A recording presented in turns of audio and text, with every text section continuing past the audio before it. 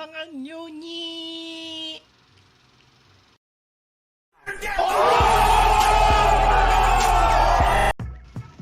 Siyempre, bago natin umpisahan to, don't forget to subscribe at click nyo po or hit nyo po ang bell button para updated po kayo guys sa mga coming na videos na aking i-upload.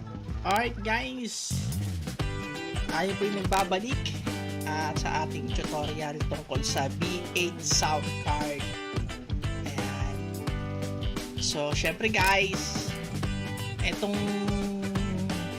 tuturo sa inyo para sa may mga 4 channel na mixer or yung 4 channel mixer guys. Paano i-connect ang V8 sound card sa mga 4 channel na mixer. So, ayun. Let's get started.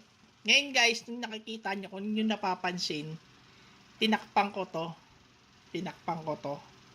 Focus lang tayo rito guys sa 1, 2, 3, 4. Sa 4 na channel guys. Ayan, sa 4 na channel lang tayo magpo-focus. At syempre, kailangan natin ng out ng tape in or tape out. Kailangan merong ganyan yung mixer nyo guys. 4 channel na merong ganito. Kailangan may ganyan ang inyong mixer. So, syempre, tuturo ko sa rin sa inyo kung ano yung mga kailangan natin gamitin. So, ito nga guys ang kailangan natin gamitin. Kailangan natin ng RCA jack na left and right na RCA at ang dulo ay 3mm. 3mm. Bakit 3mm? Kasi ang likod ng condenser mic ay 3mm. Ang islat niya, ang salpakan niya ay 3mm. Yun nakikita. 3mm siya, 'di ba? Tatlong butas. Yan, 3mm. So, umpisahan na natin, guys. Meron tayong RCA jack. At ngayon, ito na. Paano natin ikakabit? Unang-una, ang microphone natin, sample lang to guys ha. Kunyari ito yung microphone natin. Ang microphone natin, sasaksak natin sa line 1. Sa channel 1. Kasi 4 na channel lang tayo, diba? Sa line 1. Kunyari, ayan ang microphone ha. Sample lang to guys, sample. Kunyari ito ang microphone. Nakasaksak sa channel 1. Kailangan natin ng dalawang ganito guys. Dalawang cable na ganito. Dalawang RCA jack na ang dulo ay 3mm. Ang mangyayari nito guys, ganito. Ha? Ang una, ito, isasaksak natin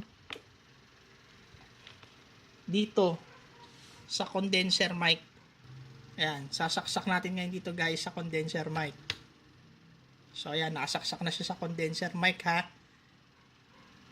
Ngayon guys, focus na tayo rito ngayon sa tape.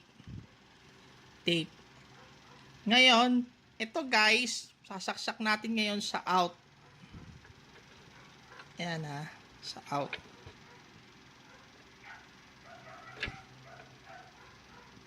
Ayan. Tandaan nyo guys, microphone, out, papasok sa condenser mic. Tama, microphone yan guys ha, microphone. Ito guys, yung mixer natin na 4 channel. 4 channel, focus tayo rito ha. Microphone, out, going to condenser mic. Ngayon, vice versa. Condenser mic, sasaksak tayo ulit dito guys na isa pang RCA. Pasensya na kayo kasi isa lang yung ganito ko eh. Isa pa. So, sasaksak tayo ng dito sa speaker out or sa headset. Pero dito tayo sa speaker out. Sa earphone or speaker. Going out. Papunta sa tape in. Dito naman natin ito isasaksak. So, bali mangyayari, dalawa guys. Dalawa yung cable ha. out papunta sa condenser mic. Gets nyo ba? Yung out, tandaan na, microphone. Microphone. Tape out going to condenser mic. Speaker going to tape in. Vice versa. Ang music natin guys, ang sound, for example, meron tayong cellphone, pwede natin isaksak dito guys, sa line 1, ay sa line 2, or sa line 3, or sa line 4. Itong tatlong to pwede nyong gamitin para sa music. Gets nyo? Ang channel 1 para sa microphone, out, going to condenser mic. Condenser mic. Para sa microphone yan guys. Out. Siyempre, kailangan natin madinig yung boses natin, yung sounds na compress ng B8 sound card. Out. Speaker, papasok naman ulit sa mixer. Tama, papasok sa mixer na 4 channel. Papasok sa in. Kailangan guys, yung inyong mixer meron take in and out. Vice versa.